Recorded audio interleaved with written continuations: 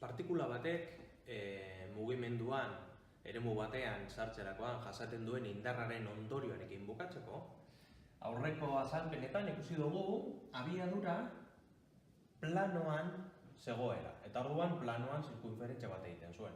Baina abiadura baldin badao planotik kanpo, horrek esan nahi du, edukiko dugula horrelako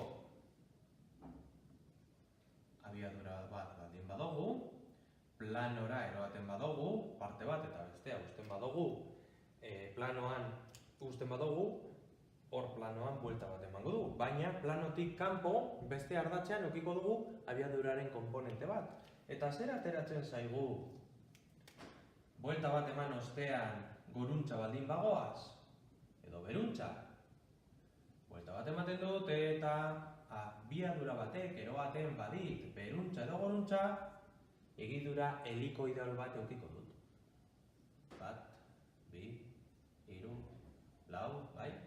Buelta bat eman barko nuke, abiadura planoan egongo bazan, baina abiadura planoan konponente bat baldin badauka eta beste bat baldin badauka planoari perpendikularra, deskonposatu dugulako, egidura helikoidal bat ateratzen zaigu. Begiratu.